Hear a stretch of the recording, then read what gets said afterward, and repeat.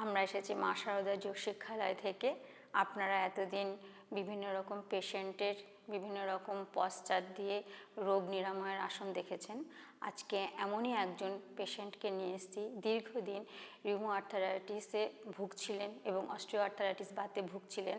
সেখান থেকে উনি যোগাসন করে কি করে রিকভার হয়েছেন সেটাই আজকে আপনাদের কাছে শেয়ার করব।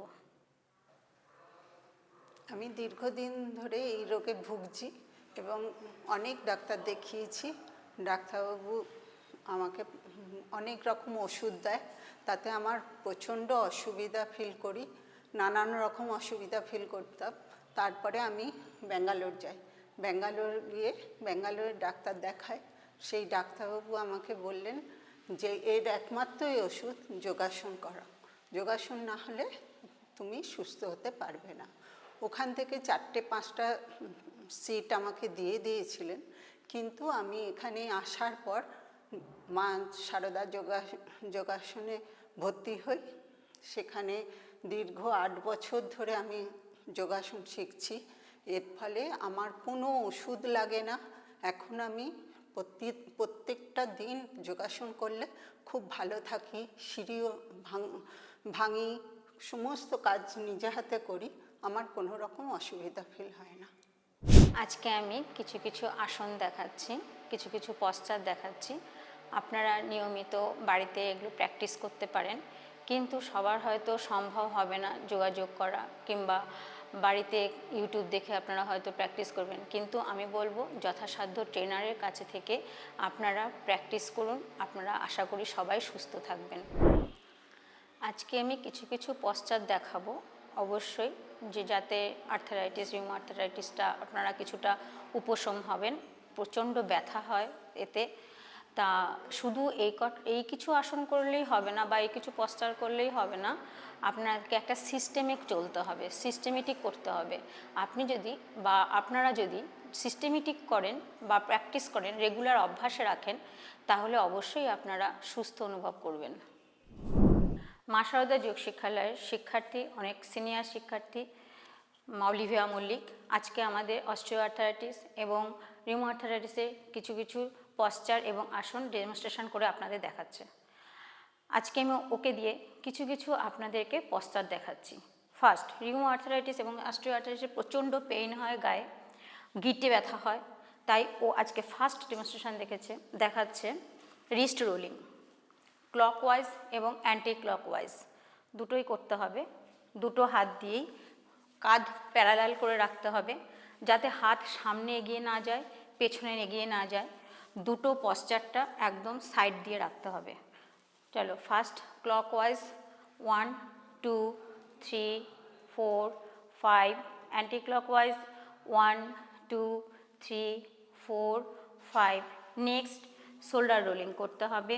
প্রচণ্ড ঘাড়ে পেইন হয়, এই জয়েন্টগুলোতে ব্যথা হয়, তার জন্য ক্লকওয়াইজ এবং অ্যান্টি ক্লকওয়াইজ ধীরে ধীরে করতে হবে। শ্বাস স্বাভাবিক রাখতে হবে।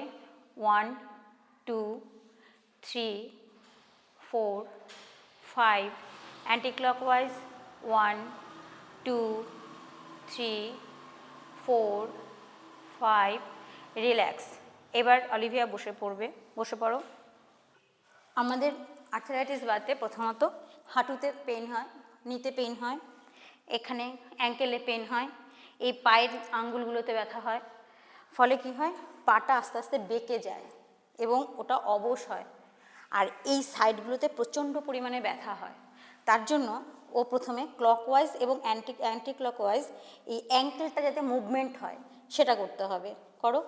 1 2, হাঁটুটাকে চেপে করতে হবে, বডিটাকে স্ট্রেট রাখতে হবে, শ্বাসটাকে স্বাভাবিক রাখতে হবে। 1 2 3 4 5, অ্যান্টি ক্লকওয়াইজ করো। 1 2 3 4 5।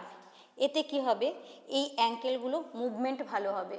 অনেকের দেখবেন এই জায়গাগুলোতে প্রচণ্ড স্টিফ হয়ে থাকে, শক্ত হয়ে থাকে, এগুলোকে এরকম নাড়ানো যায় না, কিন্তু এখান থেকেই ব্যথাটা তৈরি হয়ে যায়।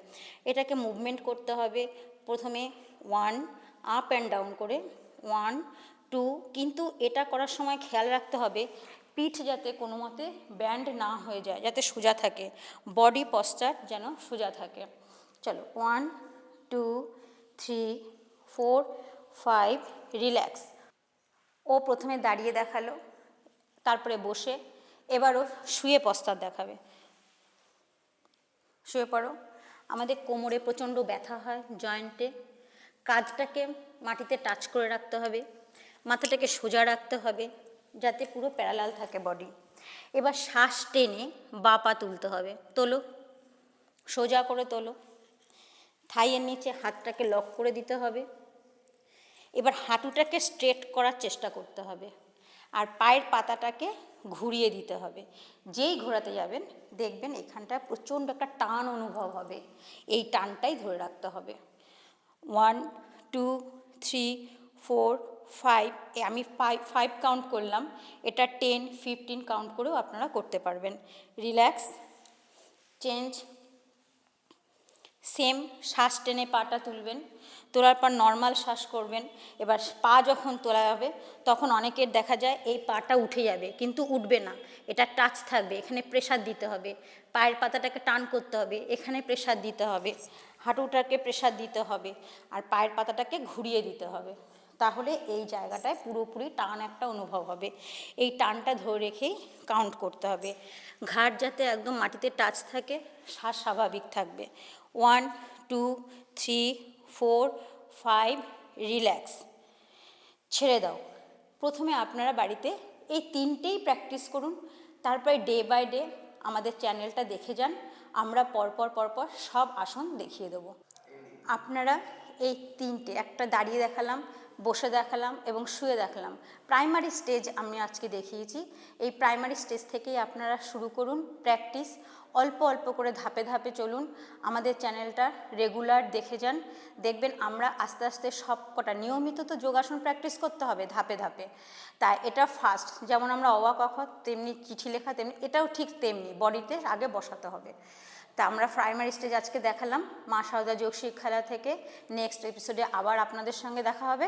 এখানেই শেষ করলাম, ইতি।